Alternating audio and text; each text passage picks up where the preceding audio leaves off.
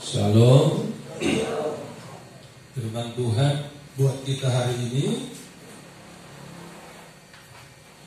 saya beri tema tips menggerakkan tangan Tuhan. Tips menggerakkan tangan Tuhan dari Kisah Para Rasul pasalnya ke-10 mulai 1 sampai 8. Kita akan baca bersama-sama. Sudah ada di slide, mari lihat ke depan. Kita baca 1, 2, 3. Di Kaisarea ada seorang yang bernama Cornelius, seorang perwira pasukan yang disebut pasukan Italia. Ia saleh, ia serta seisi rumah yang takut akan Allah, dan ia memberi banyak sedekah kepada umat Yahudi dan senantiasa berdoa kepada Allah. Dalam suatu penglihatan kira-kira jam 3 petang, telah sampai kepadanya seorang malaikat Allah masuk ke rumahnya dan berkata kepadanya, Cornelius. Ia menatap malaikat itu dan dengan takut ia berkata, ada apa Tuhan? Jawab malaikat itu, semua doamu dan sedekahmu telah naik ke hadirat Allah dan Allah mengingat engkau. Dan sekarang suruhlah beberapa orang ke Yope untuk menjemput seorang yang bernama Simon yang disebut Petrus. Ia menumpang di rumah seorang penyemak kulit yang bernama Simon yang tinggal di tepi laut. Setelah mereka yang berbicara kepadanya itu meninggalkan dia, dipanggilnya 2 orang hambanya beserta seorang prajurit yang saleh dari orang-orang yang selalu bersama-sama dengan dia.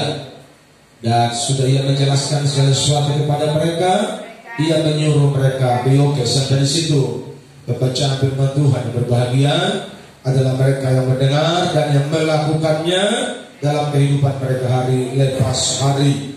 Tips menggerakkan tangan Tuhan bukan berarti tangan Tuhan kita mau atur untuk bergerak. Tetapi saya mau katakan kepada saudara, jikalau kita berbuat sesuatu, bahkan berbuat yang kecil saja, Tuhan akan berbuat yang besar kepada kita. Baru kita berbuat yang kecil, Tuhan sudah berbuat yang besar. Apalagi kalau kita berbuat yang besar bagi Tuhan dan pekerjaan Tuhan dan sesama umat Tuhan, maka saya percaya Tuhan akan melakukan bagiannya dengan segera untuk menolong orang-orang yang butuh pertolongan.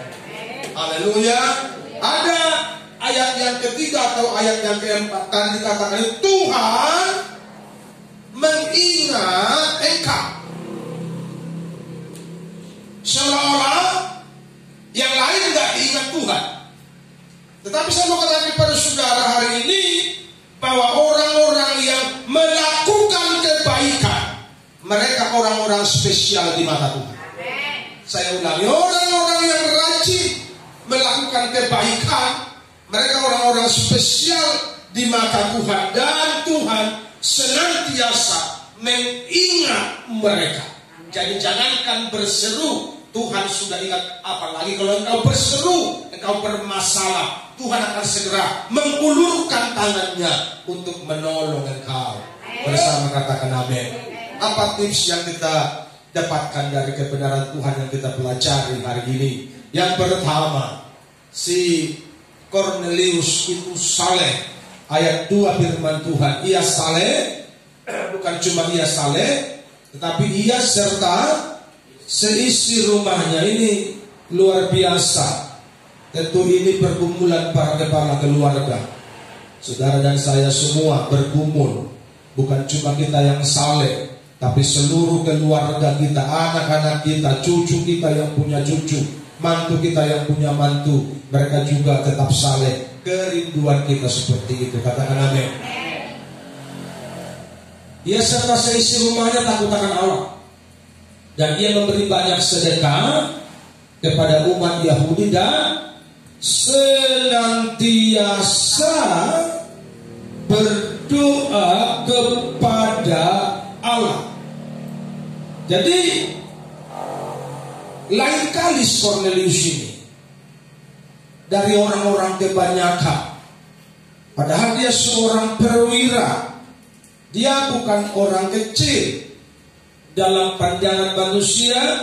dia orang besar, dia orang yang berbobot, dia orang yang terpandang. Tapi tahu saudara, dia bisa mengatur, dia bisa memanage semua kegiatan, semua pekerjaannya, sehingga dia selalu memberi yang terbaik bagi Tuhan.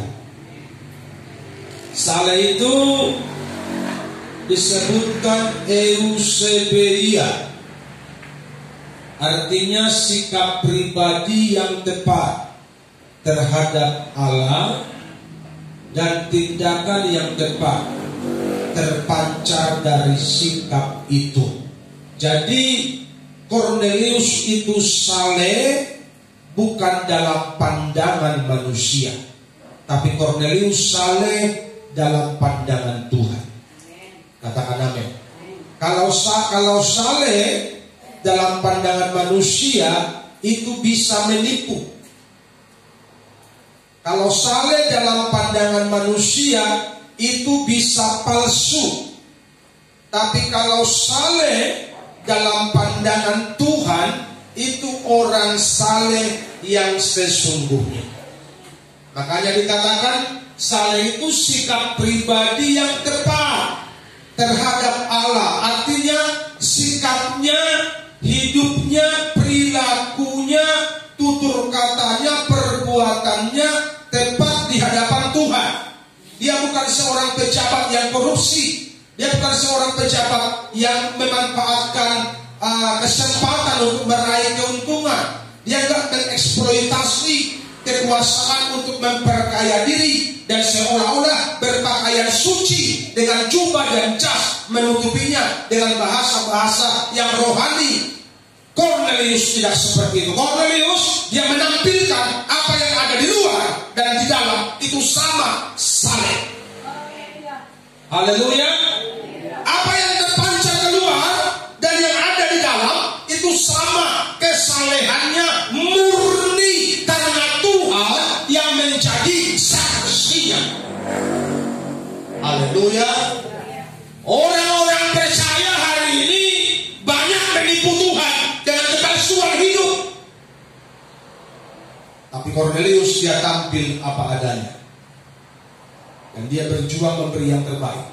Dan dia saleh dalam pandangan Tuhan. Sikap pribadinya tepat. Dan setelah sikapnya tepat, disertai dengan tindakan yang tepat, yang terpancar dari sikap itu. Jadi setelah hubungannya dengan Tuhan baik, dia dalam pandangan Tuhan baik. Yang kedua, terhadap sesama, tindakannya pun baik, perbuatannya pun baik. Dia gak menjadi sandungan, dia gak menjadi bahan omongan, karena dia bukan seorang yang korup, dia bukan seorang pencuri, tapi dia anak Tuhan. Mau di gereja dan di tempat kerja, dia tetap anak Tuhan. Mau di gereja dan di tempat bisnis, dia tetap anak Tuhan. Mau di gereja, di pajak, di pasar, di kerjaan, di dunia marketplace, dia tetap anak Tuhan. Itulah Kornelius, sehingga Tuhan mengingat dia. Saudara mau diingat Tuhan? Jadi orang baik, jadi orang saleh, bukan kesalehan yang pura-pura. Haleluya. Bukan cuma nama soleha dan soleh, tapi kelakuan amburadul. Ini betul-betul saleh dalam pandangan Tuhan. Haleluya. Dan itulah yang harus ditampilkan oleh gereja Tuhan hari-hari ini. Jadi kalau dunia mau melihat Tuhan yang tidak nampak itu, maka dunia harus melihat Tuhan lewat kehidupan orang-orang percaya. Haleluya. Seperti apa Tuhan itu, kemana pribadi Tuhan itu, harusnya orang dunia menemukannya di anak-anak Tuhan, di pribadi orang-orang percaya, di pribadi orang-orang yang rajin ke gereja. Katakan amin.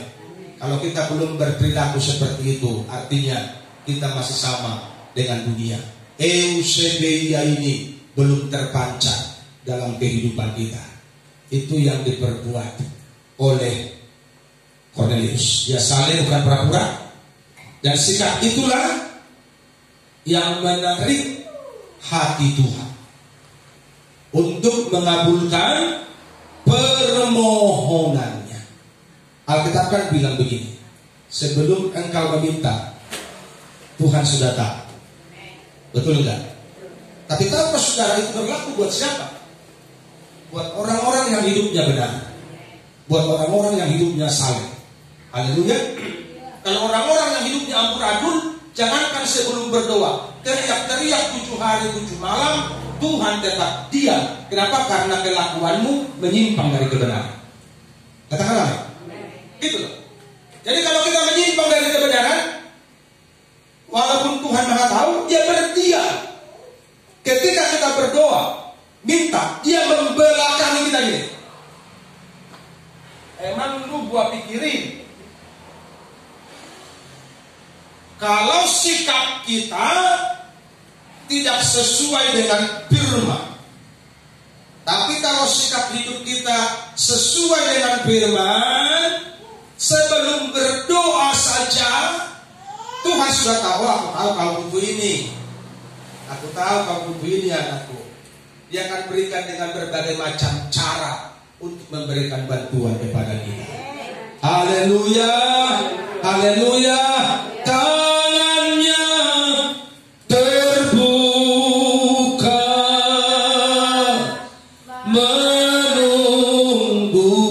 menunggulah, tak tersembunyi kuasa Allah. Kuasanya tidak disembunyikan bagi orang-orang yang hidupnya berkenan kepada Tuhan. Makanya lagunya kan, Tuhan menetapkan langkah-langkah orang yang hidupnya berkenan kepadanya. Katakan amin. Haleluya. Jadi orang saleh, ikut Tuhan jangan main-main, ikut Tuhan serius. Lewat apa? Lewat kehidupan yang konsisten melakukan firman. Yang kedua, apa tipsnya? Disiplin doa. Dalam satu penglihatan, kira-kira jam 3 petang, ini ayat 3. Jelas tampak kepadanya seorang malaikat Allah masuk ke rumahnya dan berkata kepadanya. Kornelius sedang ngapain ketika malaikat datang ke rumahnya? Kornelius sedang berdoa. Haleluya. Dia sedang berdoa. Karena pada zaman itu jam-jam doa masih diatur. 5 kali 1 hari jam doanya diatur. Dan Kornelius dengan disiplin menjalankan doa yang sudah diatur itu, dan dia tidak mau absen walaupun banyak urusan, walaupun banyak pekerjaan, walaupun banyak keperluan, tapi dia tetap menomorsatukan Tuhan. Haleluya. Orang yang disiplin berdoa itu adalah contoh dari orang yang mengutamakan Tuhan dalam hidupnya. Dan saya percaya kalau kita mengutamakan Tuhan dalam kehidupan kita, maka Dia akan memberi perkara-perkara yang ajaib bagi kita. Haleluya, haleluya. Dia akan membela engkau habis-habisan kalau engkau dengan sungguh-sungguh berusaha setiap hari mendahulukan Tuhan dalam kehidupanmu. Tapi kalau engkau selalu melalaikan, engkau selalu mengundur-undur waktu untuk bersekutu dengan Tuhan, mengundur waktu untuk berdoa, mengundur waktu untuk bersalat teduh, mengundur waktu untuk kebaktian ke gereja, minggu depanlah itu, minggu depanlah itu, minggu depanlah itu, saya percaya Tuhan akan membelakangi engkau. Yang setuju katakan amin. Haleluya. Kenapa? Karena Tuhan itu konsisten kepada firman-Nya. Tuhan tidak pernah bertindak melawan firman-Nya. Betul apa salah? Dia selalu bertindak sesuai dengan kebenaran. Itulah cara kerja Tuhan kita. Dan Kornelius sedang berdoa. Kata namanya Kornelius.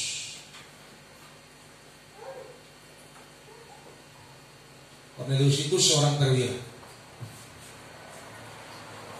yang kesibukannya sudah jelas, tapi waktu doanya tidak pernah dilalaikan. Dia disiplin, itu bicara bayar harga untuk memberi waktu bersekutu dengan Tuhan, dan Tuhan menjumpainya. Kornelius, semua doamu, ayat 4. Semua doamu bukan cuma doanya, semua doamu dan sedekahmu itu diingat Tuhan. Jadi bukan cuma persekutuan dengan Tuhan yang diingat, tapi korbanmu, persembahanmu, pemberianmu, sedekahmu yang kau beri untuk pekerjaan Tuhan, yang kau beri untuk sesama, yang ketika kita beri dengan tulus tentunya, bukan karena ada udang di balik batu, kita beri dengan tulus, maka Tuhan pasti akan mengingatnya. Amin. Haleluya. Itu yang dikatakan Tuhan kepada Kornelius. Semua doamu dan sedekahmu telah diingat Tuhan. Haleluya. Jadi banyak-banyak memberi yang terbaik supaya kau diingat Tuhan terus. Amin. Bantu keluarga, bantu teman, bantu sesama. Apalagi di tengah-tengah suasana pandemi seperti ini, ekonomi belum stabil. Kalau kita punya, mari kita saling menopang, saling menolong, saling membantu. Karena itu tugas kita anak-anak Tuhan. Haleluya, haleluya.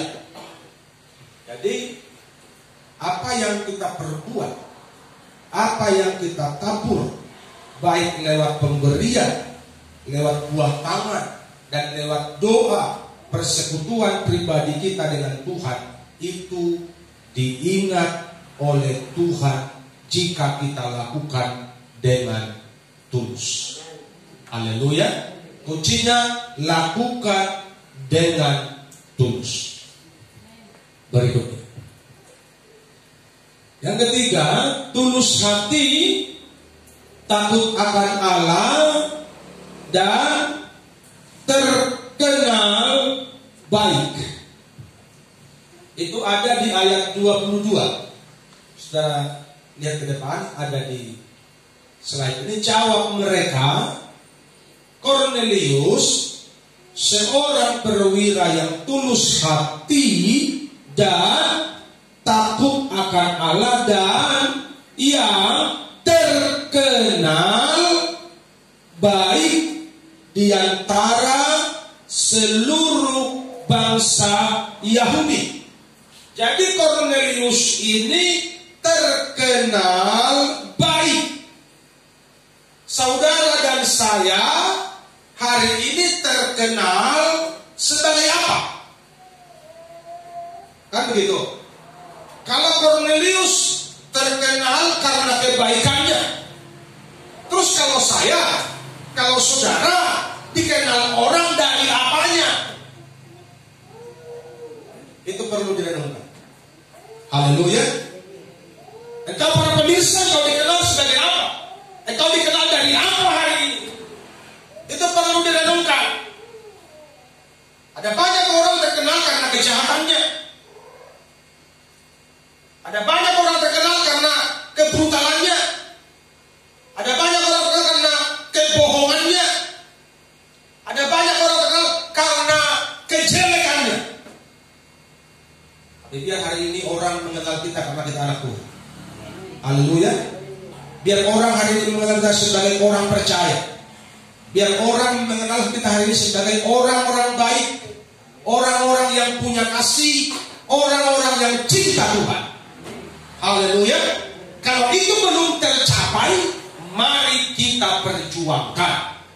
Katakan amin. Artinya kalau selama ini ada stigma negatif dari orang sama kita, mari kita berubah supaya stigma negatif terhapus dan orang berpandangan positif kepada kita bahwa kita adalah anak Tuhan, orang percaya, orang gereja, orang cinta Tuhan yang hidupnya telah berubah. Haleluya. Yang hidupnya sudah menjadi baik, walaupun dulunya tidak baik, namanya aja dulu. Tapi sekarang setelah kita diubahkan Tuhan, kita menjadi orang-orang yang baik. Jangan dulu sama. Sekarang cinta Tuhan katanya ngakunya cinta Tuhan, ngakunya anak Tuhan, ngakunya sudah bertobat, sama juga kelakuannya. Haleluya. Saudara lihat berita, tonton berita, preman itu John Kay itu sudah diundang-undang para pendeta, dia bersaksi di gerejanya karena dia keluar dari Nusa Kambangan. Di penjara itu kan ada kebaktian setiap hari, sekali seminggu. Di Nusa Kambangan juga ada kebaktian. Jadi katanya bertobat dia di sana, katanya. Makanya jangan katakan bintang kecil di langit yang biru, katanya. Kau harus lihat sendiri bintang itu. Haleluya. Jadi katanya dia bertobat. Keluar dari penjara, undang orang kebaktian bersaksi di gerejanya. Masuk berita lagi, ya kan? Nusuk orang lagi. Gimana tuh? Sudah lama bersaksi aku takkan seperti dulu lagi. Gitu kira lagunya. Kan ada lagu dulu. Takkan seperti dulu lagi. Ternyata dia lagunya bukan begitu. Lagunya aku masih seperti yang dulu, yang pura-pura baiknya aku. Begitu kira-kira kan? Betul enggak? Yang pura-pura baiknya aku supaya dapat remisi, cepat-cepat keluar. Makanya orang baik itu tidak boleh pura-pura. Amin. Haleluya. Orang baik itu tidak boleh pura-pura. Kalau baik, baiklah benar.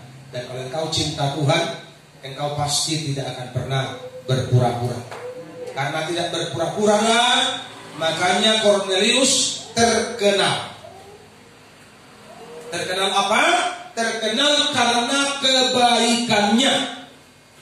Biar orang dunia mengenal engkau, mengenal saya dari kebaikan dan kecintaan kita kepada Tuhan.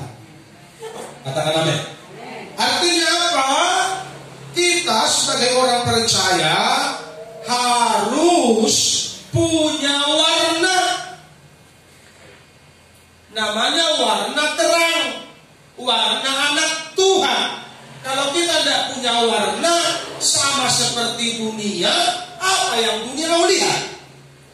Itulah masalah. Kita harus punya warna khusus, namanya warna terang, warna anak Tuhan, supaya berbeda dengan dunia. Dan kalau dunia melihat, oh betul dia berbeda. Cocoklah seperti Cornelius yang terkenal baik, kita pun akan dikenal orang betul bah, pargareja deh, betulnya bah anak Tuhannya itu udah berubah hidupnya kuliah.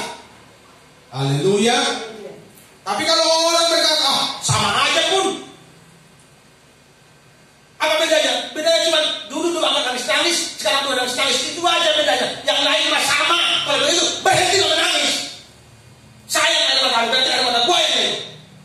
Itu masalah. Haleluya. Ada mata buaya aja itu kalau begitu. Jadi bukan berubah karena dulu nangis, sekarang tak nangis, tapi berubahlah oleh pembaharuan budi. Haleluya. Ini menjadi tugas dan tanggung jawab kita untuk menunjukkan kepada dunia siapa kita sebenarnya. Haleluya. Kita harus tunjukkan kepada dunia siapa diri kita sebenarnya. Kalau kita melabeli, kalau kita membuat merek diri kita anak Tuhan, maka labelmu itu harus sesuai dengan mutunya. anak Tuhan. Jangan barang KW. Saudara tahu barang KW kan?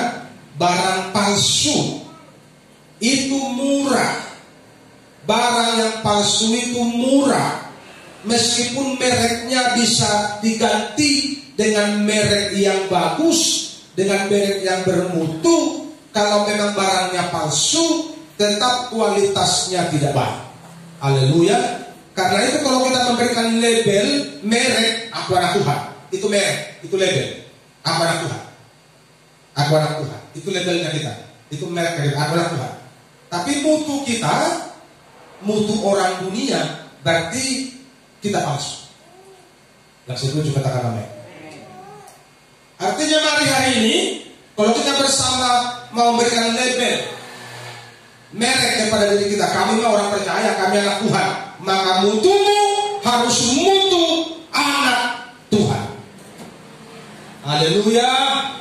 Artinya terpancar kehidupan rohani dari perilaku kita setiap hari. Sehingga dimanapun kita ada, kita tetap anak Tuhan.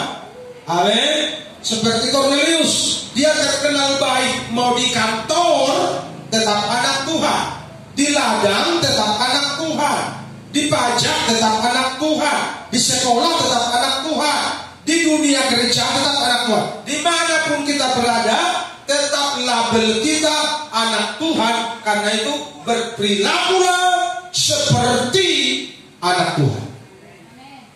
Saya percaya kalau ini terjadi dalam hidup kita, maka Tuhan akan selalu mengingat kita.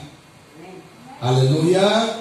Kalau Tuhan mengingat kita, indah sekali hidup kita. Tidak usah pun kita berseru, tidak usah pun kita minta, Tuhan akan beri yang terbaik. Amin. Tuhan beri yang terbaik. Saudara melihat Cornelius, dia sedang berdoa. Dia sedang berdoa. Dia nggak menyangka-nyangka, gitu loh. Dia nggak mengira. Tiba-tiba Tuhan kirim malaikat menjumpainya. Kenapa? Karena dia hidup sungguh-sungguh. Amin. Kalau kau sungguh-sungguh nanti malam, malaikat Tuhan bisa datang ke rumahmu dan berkata, aha munahu rangina, au putuna saon tenang maho sobot garobe. Besok datang berkatnya, besok datang uangnya, jangan khawatir. Kenapa? Karena Tuhan suruh malaikat menjumpai kita di rumah kita. Kalau kita sungguh-sungguh ikut Tuhan. Amin. Puji Tuhan.